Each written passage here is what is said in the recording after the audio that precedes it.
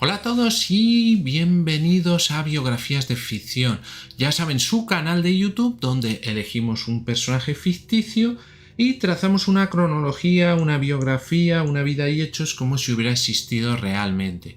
Ya saben que elegimos personajes ficticios de series de televisión, películas, cómics, de libros, novelas o incluso videojuegos. Y en los otros dos vídeos semanales solemos hacer la historia de un lugar ficticio o una biografía real, como es el caso de hoy de algún personaje relevante en la historia. Bien, hoy vamos a hacer la biografía real de los hermanos Wright. Bien, pues les voy a dar 5 segundos para que se suscriban a mi canal. Ya saben que a ustedes solo les cuesta un solo clic, pero a mí me ayudan mucho para seguir haciendo vídeos. Muchas gracias. Bien, los hermanos Wright, Orville Wright, que nació el 19 de agosto de 1871 y falleció el 30 de enero de 1948, y Wilbur Wright, 16 de abril de 1867 y falleció el 30 de mayo de 1912, fueron pioneros de la aviación estadounidense, generalmente acreditados con la invención, construcción y vuelo del primer avión operado a motor, y que lo hicieron con éxito, por supuesto. Hicieron el primer vuelo controlado y sostenido de un avión motorizado y más pesado que el aire con el avión Wright Flyer el 17 de diciembre de 1903.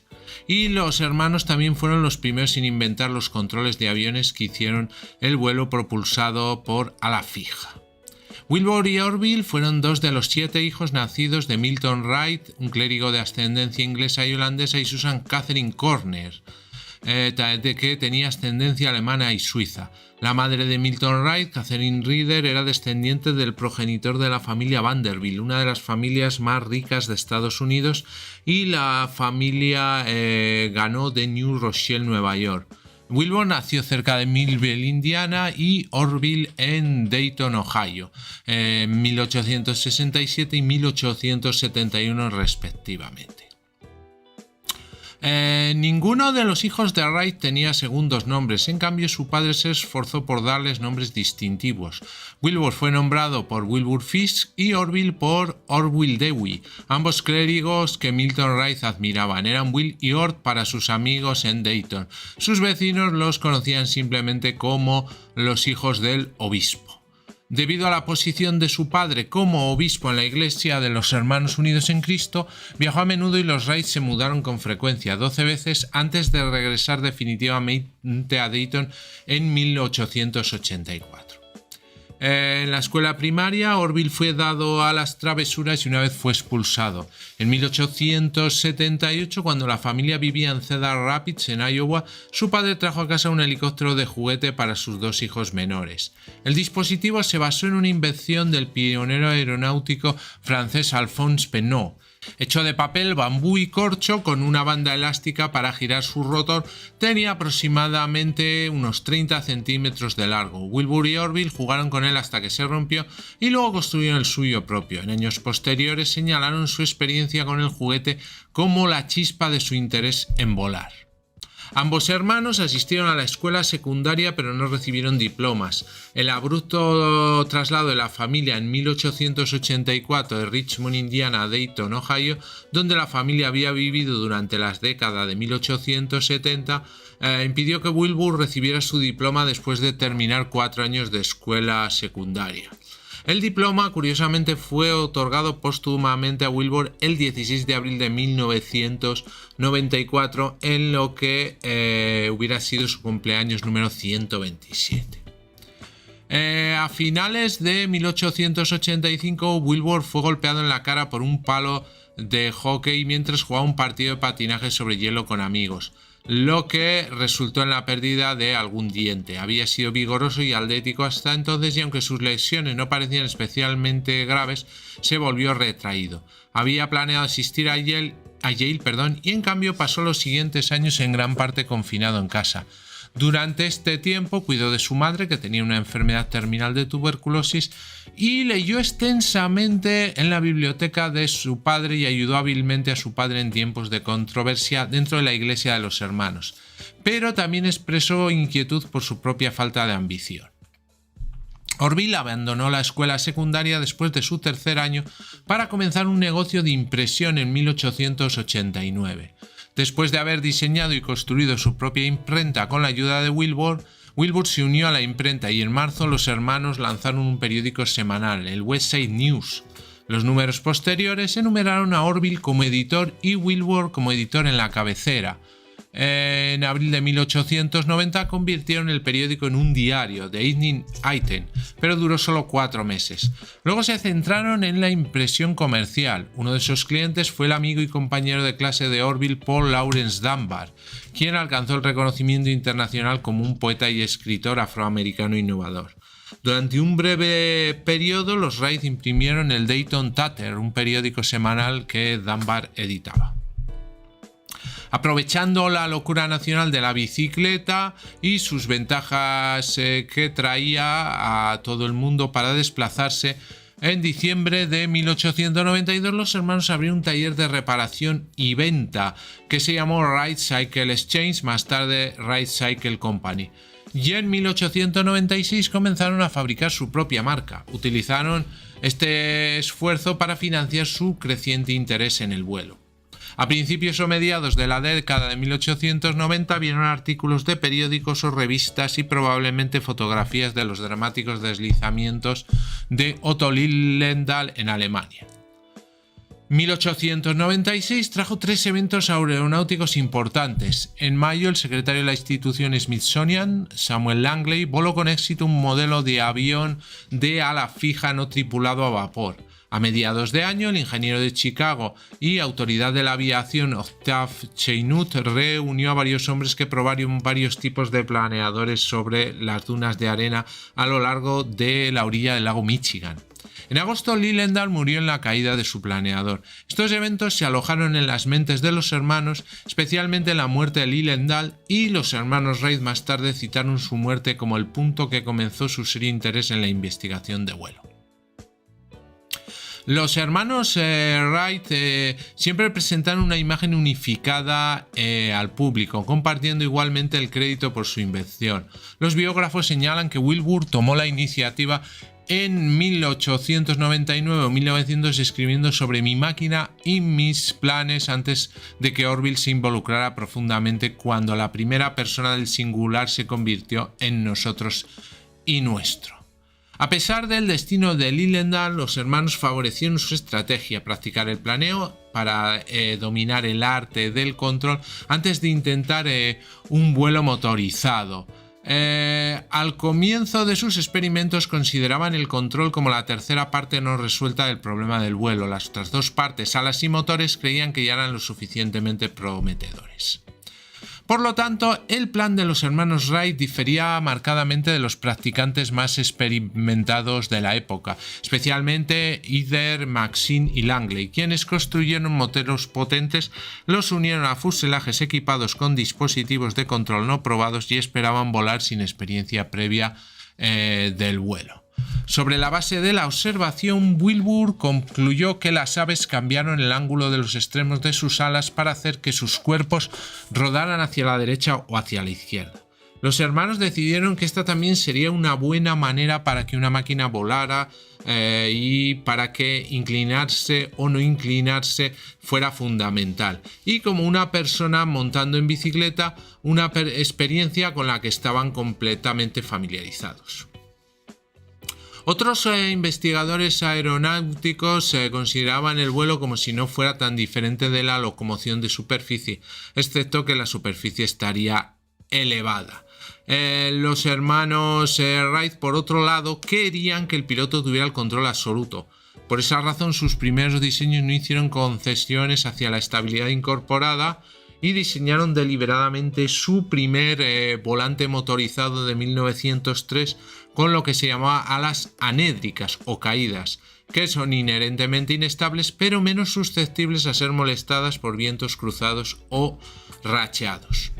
El 27 de julio de 1899 los hermanos pusieron a prueba la deformación de alas construyendo y volando una cometa biplano con una envergadura de 1,5 metros y un ala curva con un acorde de más o menos 0,30 metros. Cuando las alas estaban deformadas o retorcidas, el borde de fuga que se deformaba hacia abajo producía más sustentación que el ala opuesta, causando un movimiento de balanceo. La deformación fue controlada por 4 líneas entre la cometa y los palos cruzados sostenidos por el volador de cometas. A cambio, la cometa estaba bajo control lateral. En 1900, los hermanos fueron a Kitty Hawk, en Carolina del Norte, para comenzar sus experimentos de planeo tripulados. Digamos que Wilbur solicitó y examinó los datos de la Oficina Meteorológica de los Estados Unidos y se decidió por Kitty Hawk después de recibir información del meteorólogo del gobierno estacionado allí. Kitty Hawk, aunque remota, estaba más cerca de Dayton que otros lugares que Chenut había sugerido, incluidos California y Florida. El anuncio también les dio privacidad de los periodistas que habían convertido los experimentos de Chenut de 1896 en el lago Michigan en una especie de circo. Chenut los visitó cada año desde 1901 hasta 1903 y vio experimentos de planeo, pero no los vuelos motorizados. Los Wright basaron el diseño de su cometa y planeadores de tamaño completo en el trabajo realizado en la década de 1890 por otros pioneros de la aviación, por ejemplo el diseño básico del ala delta biplano Chenut Herring, o también utilizaron los datos aeronáuticos sobre la elevación que Otto Lilienthal había publicado. Los Wright diseñaron las alas con curvatura de la superficie superior. Los hermanos no descubrieron este principio, sino que lo aprovecharon. La mayor elevación de una superficie curvada en comparación con una plana fue discutida científicamente por primera vez por Sir George Cayley. Lilienthal, cuyo trabajo los Wright estudiaron cuidadosamente, usó alas curvadas en todas sus pruebas de planeadores.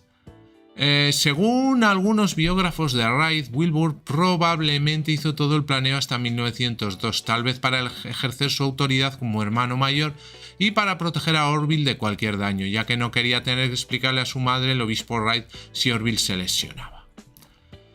En 1900 los hermanos volaron el planeador durante solo unos días en el otoño en Kitty Hawk, y en las primeras pruebas, probablemente el 3 de octubre, Wilbur estaba a bordo mientras el planeador volaba como una cometa no muy lejos del suelo, con hombres debajo sosteniendo cuerdas de amarre.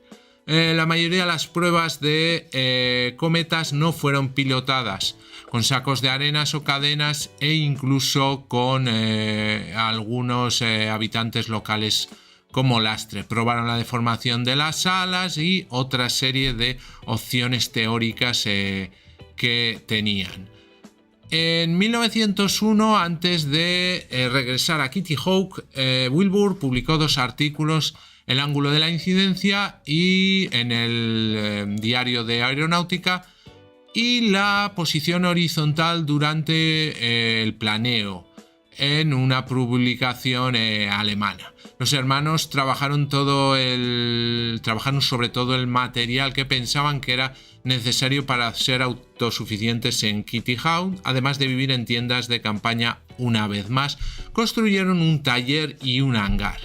Con la esperanza de mejorar la elevación, pues construyeron el planeador de 1901 con un área de ala mucho más grande, e hicieron docenas de vuelos en julio y en agosto. La mala elevación de los planeadores llevó a los Wright a cuestionar la exactitud de los datos de Lilienthal, así como el coeficiente de Smeaton de la presión del aire, un valor que había estado en uso durante más de 100 años y era parte de la ecuación aceptada para la elevación. Al tener malos resultados, los hermanos decidieron averiguar si los datos de Littleham para los coeficientes de elevación eran correctos. Idearon un aparato experimental que consistía en una rueda de bicicleta que giraba libremente montada horizontalmente delante del manillar de una bicicleta. Los hermanos se turnaban para pedalear vigorosamente creando un flujo de aire sobre la rueda horizontal. Unida verticalmente a la rueda había un perfil aerodinámico y una placa plana montada a 90 grados.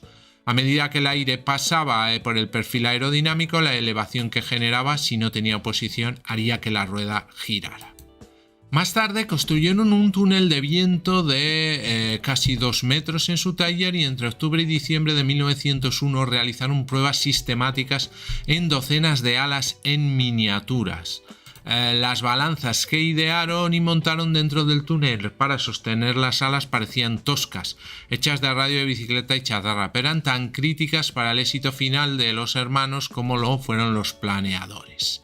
Antes de las pruebas detalladas del túnel del viento, Wilbur viajó a Chicago por invitación de Chenut para dar una conferencia a la Sociedad Occidental de Ingenieros. Presentó un informe exhaustivo sobre los experimentos de los planeadores y complementó su charla con una presentación de diapositivas de fotografías con linternas.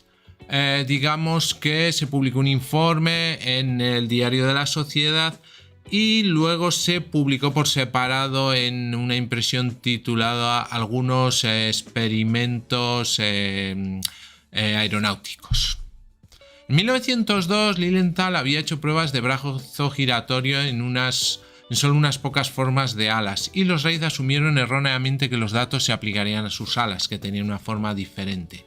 Los Wright dieron un gran paso adelante e hicieron pruebas básicas en túnel de viento en 200 alas a escala de muchas formas y curvas aerodinámicas. Digamos que las pruebas en el túnel del viento fueron descritas como los experimentos aeronáuticos más cruciales y fructíferos jamás realizados en tan poco tiempo y con tan pocos materiales. El ala del planeador de 1902 tenía un perfil aerodinámico más plano, con la inclinación reducida a una proporción de 1:24. Además, el planeador tenía una nueva característica estructural. Le pusieron un timón vertical trasero fijo que los hermanos esperaban que eliminara los problemas de giro. Orville aparentemente pensó que el timón fijo resistiría el efecto de la deformación correctiva del ala al intentar nivelarse desde un giro. Digamos que con su nuevo método los Wright lograron un verdadero control por turnos por primera vez el 9 de octubre, un hito importante. Desde el 20 de septiembre hasta a las últimas semanas de octubre volaron más de 1000 vuelos y la duración más larga fue hasta 26 segundos y la distancia más larga 180 metros. Habiendo demostrado elevación, control y estabilidad, los hermanos se centraron en el tema de la potencia. Además de desarrollar la ecuación de elevación, los hermanos también desarrollaron la ecuación de arrastre. Es de la misma forma que la ecuación de sustentación, excepto que el coeficiente de arrastre reemplaza el coeficiente de sustentación calculando arrastre en lugar de sustentación. Y utilizaron esta ecuación para una pregunta que ellos pensaban: ¿hay suficiente potencia en el motor para producir un empuje adecuado para superar la resistencia del bastidor total? En 1903 los hermanos construyeron el Wright Flyer motorizado, utilizando su material preferido para la construcción, el abeto, una madera fuerte y liviana, y la muselina Price of the West para revestimientos de superficie. Wilbur hizo una entrada de marzo de 1903 en su cuaderno indicando que la hélice prototipo era 66% eficiente. Y las pruebas que hicieron en el túnel de viento demostraron que eran más del 75% eficientes. Los Wright escribieron a varios fabricantes de motores, pero ninguno pudo satisfacer su necesidad de un motor suficientemente ligero. Se dirigieron a su mecánico de taller, Charlie Taylor, quien construyó un motor en solo 6 semanas con las indicaciones de los hermanos. El 24 de julio de 1903, Wilbur hizo una segunda presentación en Chicago a la Sociedad de Ingenieros del Oeste y dio detalles sobre sus experimentos del año anterior y vuelos de planeadores, pero evitó cualquier mención de sus planes para el vuelo con motor. En el campamento en Kyle-Davil Hills, los Wright soportaron semanas de retrasos causados por la rotura de los ejes de la hélice durante las pruebas del motor. Después de las reparaciones, los Wright finalmente volaron el 17 de diciembre de 1903, haciendo 2 vuelos cada uno desde el suelo llano en un viento en contra helado con ráfagas de 27 millas por hora, unos 43 kilómetros por hora. El primer vuelo por Orville a las 10:35 de 37 metros en 12 segundos a una velocidad de 10,9 kilómetros hora. Sobre el suelo se registró una famosa fotografía y los siguientes 2 vuelos cubrieron más o menos 53 y 63 metros por Wilbur y Orville respectivamente. 5 personas presenciaron los vuelos: Adam Ederich, John T. Daniels, quien tomó la famosa foto del primer vuelo, Will Dowd y todo el equipo de salvamento costero del gobierno de los Estados Unidos, y además de el empresario de la zona W.C. Brinkley y Johnny Moore, un adolescente que vivía en la zona. Después de que los hombres sacaran el Flyer de su cuarto vuelo, una poderosa ráfaga de viento lo volteó varias veces, a pesar del intento de la tripulación de mantenerlo, digamos, que no se pudiera mover, balanceado. Los Wright enviaron un telegrama sobre los vuelos a su padre pidiéndole que informara a la prensa. Sin embargo, el Dayton Journal se negó a publicar la historia, diciendo que los vuelos eran demasiado cortos para ser importantes.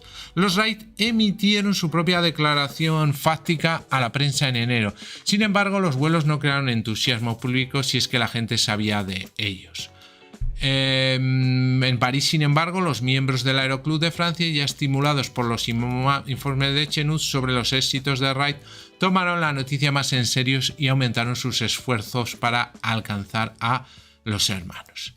En 1904, los Wright construyeron el Wright Flyer II y decidieron evitar el gasto de viajar y llevar suministros a los Outer Banks y establecieron un aeródromo en Hartman Prairie, un pasto de vacas a 8 millas al noroeste de Dayton. Los Wright se refirieron al aeródromo como Science Station en su folleto de la escuela de vuelo. Recibieron permiso para usar el campo sin alquiler del propietario y presidente del banco Torrance Hartman. Invitaron a los periodistas a su primer intento de vuelo con la condición de que no se tomaran fotografías. Los problemas del motor y los vientos flojos impidieron cualquier vuelo y solo pudieron lograr un salto muy corto. Unos días más tarde, con menos reporteros presentes, se logró hacer otro salto parecido. Los Wright estaban contentos de estar libres de la distracción de los periodistas y la ausencia de periodistas también redujo la posibilidad de que los competidores aprendieran de sus métodos. En 20 de septiembre de 1904, Wilbur voló el primer círculo completo de la historia por una máquina tripulada más pesada que el aire, cubriendo unos 1.244 metros en aproximadamente 1 minuto y medio. Y sus mejores vuelos fueron el 9 de noviembre por Wilbur y el 1 de diciembre por Orville. Los Wright desecharon el avión maltrecho y muy reparado, pero salvaron el motor, y en 1905 construyeron un nuevo avión, el Flyer III. Sin embargo, al principio este Flyer ofrecía el mismo rendimiento marginal que los 2 primeros. Su primer vuelo y los del 23 de junio y los subsiguientes no duraron más de 10 segundos. Digamos que empezaron a hacerle cambios. Instalaron un control separado para el timón trasero en lugar de vincularlo a la cuna de deformación y pusieron una serie de ejes para tener control independiente. Los reporteros se presentaron el día siguiente de haber hecho un par de vuelos que Wilbur hizo el vuelo más largo, 24,5 millas de 39,4 kilómetros, entre el 26 de septiembre y el 5 de octubre. Y también Orville hizo diferentes vuelos de 17 a 38 minutos. Los reporteros se presentaron al día siguiente, pero los hermanos se negaron a volar. Los largos vuelos convencieron a los Wright de que habían logrado su objetivo de crear una máquina voladora de utilidad práctica que pudieran ofrecer y vender. Las únicas fotos de los vuelos de 1904 y 1905 fueron tomadas por los hermanos y aunque hubo una inundación que dañó bastante, pues se conservan otras muchas. En 1904, el empresario apícola de Ohio, Amos Root, un entusiasta de la tecnología, vio algunos vuelos, incluido el primer círculo. En los años venideros, los periódicos de Dayton celebrarían con orgullo la hazaña de los hermanos Wright, ya que pertenecían a su ciudad natal como héroes nacionales. En octubre de 1904 los hermanos fueron visitados por el primero de muchos europeos importantes que se harían amigos en los próximos años, el coronel G.E. Capper, más tarde superintendente de la Royal Balloon Factory, y también otra serie de interesados, personalidades interesadas que venían de Europa. En 1906, los escépticos de la comunidad aeronáutica europea habían convertido a la prensa a una postura entre hermanos Wright. Los periódicos europeos, especialmente del Aeroclub de Francia. Pero en 1908, después de los primeros vuelos de los Wright en Francia, tuvieron que admitir que todo funcionara y que había sido una injusticia. Los hermanos contactaron con el Departamento de Guerra de los Estados Unidos y la Oficina de Guerra Británica y un sindicato francés el 19 de octubre de 1905. La Junta de Artillería y Fortificación de los Estados Unidos respondió el 24 de octubre especificando que no tomarían más medidas hasta que se produjera una máquina que por operación real demuestre que puede producir vuelo horizontal y transportar un operador. Entonces es cuando los hermanos dirigieron su atención a Europa, especialmente a Francia, donde el entusiasmo por la aviación era alto. Se reunieron con representantes de la aviación en Alemania y Gran Bretaña antes de viajar. Allí Orville envió un modelo FA Flyer de nueva construcción a Francia en previsión de vuelos de demostración.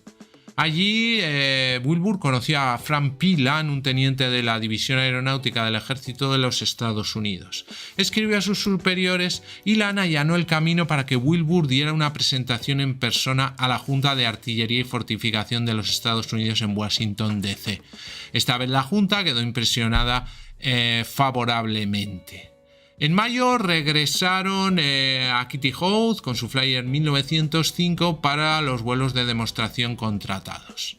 Los contratos de los hermanos les obligaban a volar con un pasajero, por lo que modificaron el Flyer de 1905 instalando dos asientos verticales con palancas de control dobles. Charlie Furnas, un mecánico de Dayton, se convirtió en el primer pasajero de avión de ala fija en vuelos separados con ambos hermanos el 14 de mayo de 1908. En octubre de 1911, Orville Wright regresó a los Outer Banks nuevamente para realizar pruebas de seguridad y estabilización con un nuevo planeador. Y el 24 de octubre se elevó durante 9 minutos y 45 segundos, un récord que se mantuvo durante casi 10 años cuando el vuelo sin motor como deporte comenzó en la década de 1920. Como les he comentado, los contratos de los hermanos Wright con el ejército de los Estados Unidos y Francia dependían de demostraciones exitosas. Los hermanos tuvieron que dividir sus esfuerzos. Wilbur fue a Europa y Orville volaría cerca de Washington, D.C. Digamos que los vuelos técnicamente desafiantes tanto de Wilbur como Orville pues convencieron a ambos gobiernos y digamos que pudieron hacer diferentes exhibiciones y conseguir más financiación para la investigación. En una de las exhibiciones, el teniente del ejército Thomas Selfridge viajó como su pasajero. Unos minutos después de que el vuelo alcanzara una altitud de 30 metros, una hélice se partió y se hizo añicos, enviando el flyer fuera de control. Selfridge sufrió una fractura de cráneo en el accidente y murió esa noche en un cercano hospital del ejército, convirtiéndose en la primera víctima mortal de un accidente aéreo. Orville resultó gravemente herido, sufriendo una fractura en la pierna izquierda y 4 costillas rotas. 12 años más tarde, después de sufrir dolores cada vez más severos, las radiografías revelaron que el accidente también había causado 3 fracturas óseas de cadera y una cadera dislocada. La hermana de Orville y Wilbur, Catherine, una maestra de escuela, corrió de Dayton a Virginia y se quedó al lado de Orville durante las 7 semanas de su hospitalización. Ella ayudó a negociar una extensión del año del contrato del ejército. Profundamente conmocionado y molesto por el accidente, Wilbur decidió hacer demostraciones de vuelo aún más impresionantes. En los días y semanas siguientes estableció un nuevo récord de altitud y de duración. En enero de 1909, Orville y Catherine se unieron a él en Francia y durante un tiempo fueron las 3 personas más famosas del mundo. Los reyes de Gran Bretaña, España e Italia fueron a ver volar a Wilbur. Los 3 hermanos Wright se trasladaron a Po, donde Wilbur hizo muchos más vuelos públicos en las cercanías de Ponlong. Después de su regreso a los Estados Unidos en mayo de 1909, los 3 hermanos fueron invitados a la Casa Blanca, donde el presidente Taft les otorgó premios. Dayton siguió con una lujosa celebración de bienvenida de 2 días el 17 y 18 de junio. Después de los vuelos exitosos, los Wright recibieron del ejército $25.000 más $2.500 por cada milla por hora que excedían las 40 millas por hora.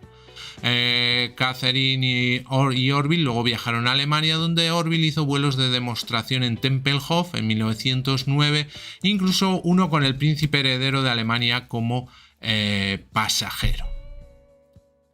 En 1910, en mayo, de vuelta a Hartman Prairie, Orville pilotó 2 vuelos únicos. Primero despegó en un vuelo de 6 minutos con Wilbur como su pasajero, la única vez que los hermanos Wright volaron juntos, y recibieron permiso de su padre para hacer el vuelo. Siempre le habían prometido a Milton que nunca volarían juntos para evitar la posibilidad de una doble tragedia y para asegurarse de que un hermano se quedara para continuar sus experimentos.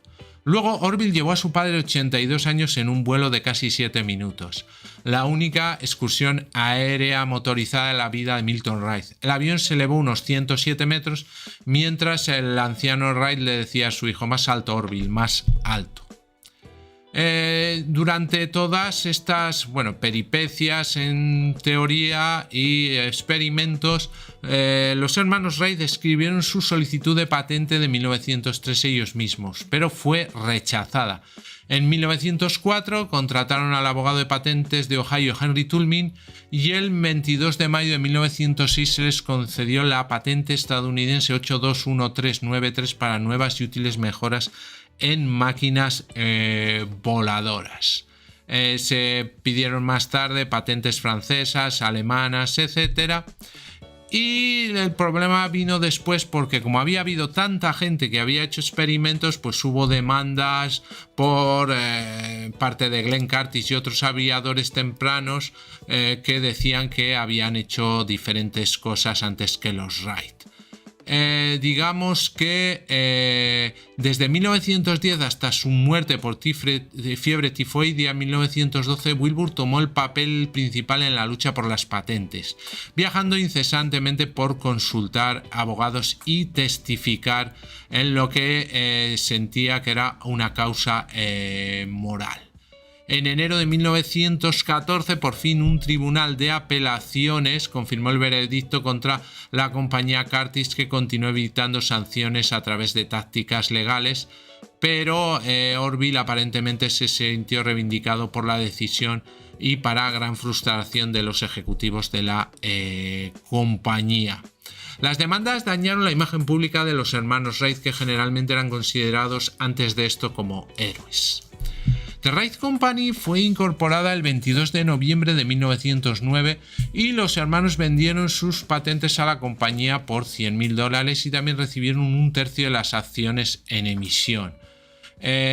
Con esta compañía fueron sacando diferentes patentes e incluso fundaron la escuela de vuelo de los hermanos Wright, que entrenó a 115 pilotos. Si hablamos un poco de los últimos años de los hermanos, tanto Wilbur como Orville fueron solteros de por vida. Wilbur bromeaba una vez diciendo que no tenía tiempo para una esposa y un avión.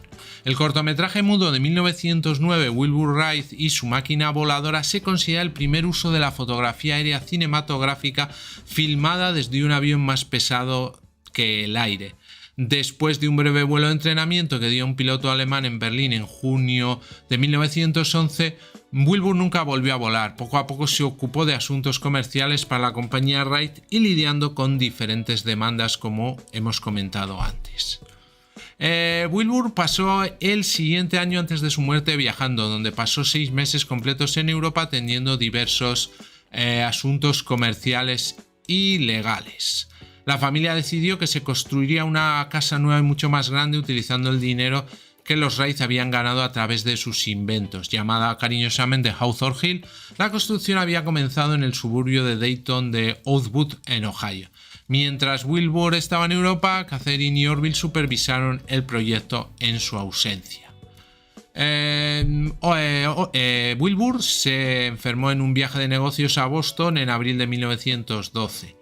La enfermedad a veces se atribuye a comer mariscos en mal estado y después de regresar a principios de mayo de 1912 a Dayton, agotado en mente y cuerpo, cayó enfermo de nuevo y se le diagnosticó fiebre tifoidea. Sus síntomas recayeron y remitieron durante muchos días, pero Wilbur murió a los 45 años en la casa de la familia Wright el 30 de mayo. Su padre escribió sobre Wilbur en su diario: una vida corta llena de consecuencias, un intelecto infalible, un temperamento imperturbable y una gran autosuficiencia y una gran modestia, viendo claramente lo correcto, persiguiéndola con firmeza, vivió y murió. En el caso de Orville, sucedió a la presidencia de la compañía tras la muerte de Wilbur y ganó el prestigioso trofeo Collier en 1914 por el desarrollo de su estabilizador automatizado en el Wright modelo I. Compartiendo el disgusto de Wilbur por los negocios, pero no las habilidades ejecutivas de su hermano, Orville vendió la compañía en 1915 y la compañía Wright se convirtió en parte de Wright Martin en 1916. Después de 42 años viviendo en su residencia en Houghton Street, Orville, Catherine y su padre Milton se mudaron a Hawthorne Hill en la primavera de 1914. Milton murió mientras dormía el 3 de abril de 1917 a los 88 años. Hasta su muerte, Milton había estado muy activo, preocupado por leer, escribir artículos para las publicaciones religiosas y disfrutar de sus paseos matutinos. También había marchado en un desfile del sufragio femenino de Dayton junto con Orville y Catherine. Orville hizo su último vuelo como piloto en 1918 en un modelo B de 1911. Se retiró de los negocios y se convirtió en un veterano de estadista de la aviación. Orville Wright sirvió en ACA durante 28 años y en 1930 recibió la primera medalla Daniel Guggenheim, establecida en 1928 por el Fondo Daniel Guggenheim para la promoción de la aeronáutica. El último gran proyecto de Orville fue supervisar la recuperación y preservación del Wright Flyer 3 de 1905. Orville murió a los 76 años el 30 de enero de 1948, más de 35 años después de su hermano, después de sufrir un segundo ataque al corazón, después de haber tenido una vida basada sobre todo en la aviación. Ambos hermanos están enterrados en la parcela familiar en el cementerio Woodland, Dayton, Ohio, y John T. Daniels, el famoso guardacosta que tomó su famosa foto del primer vuelo, curiosamente murió el día después de Orville. Bien, pues hasta aquí el vídeo de hoy. Espero que les haya gustado, que les haya sido útil, interesante. Y antes de terminar, vamos a hacer un pequeño recorrido por todos los canales creados por EBM Informática. Y así, si alguna temática de alguno de ellos les interesa, pues pueden acceder a ellos fácilmente. Bien, el primero y el canal más grande es el canal de EBM Informática, donde tenemos tutoriales de todo tipo de actividades del mundo de la informática. Tenemos cursos completos como de Word, Excel, Access, Photoshop, trucos y diversas explicaciones de aplicaciones normalmente de PC que les pueden ser muy interesantes. El canal de Seven, historias para gente interesante, donde hablamos de diversos temas de historia, de cultura general, misterios, ficciones sonoras. Un poco repasamos pues todo tipo de intereses culturales que están muy bien. Tenemos luego un canal de cine en blanco y negro donde hablamos de la época dorada del cine y sobre todo nos basamos pues eso en los pioneros del cine y en todas las películas que se hicieron en blanco y negro y que tienen ese romanticismo, esa época romántica más nostálgica del cine. Otro canal de cine, pequeña gran pantalla, bueno, de cine y televisión, donde hacemos rankings de películas, publicaciones de todas las películas de un actor o una temática y lo mismo con las series de televisión. Bien, tenemos luego el canal de biografías de ficción, donde hacemos biografías de personajes ficticios. Buscamos un personaje ya sea de novela, de serie de televisión, de película, de cómic o de videojuego y trazamos una cronología, una vida como si hubiera existido. Además también tenemos una sección que se llama lugares ficticios y también hacemos biografías reales. Para finalizar tenemos el canal Just Surrender, donde tenemos curiosidades de videojuegos, historias de videojuegos y gameplays o walkthroughs, soluciones completas en un solo vídeo de algunos de videojuegos que más me gustan, sobre todo del tema de aventura gráfica. Pues muy bien, muchas gracias y hasta el próximo vídeo.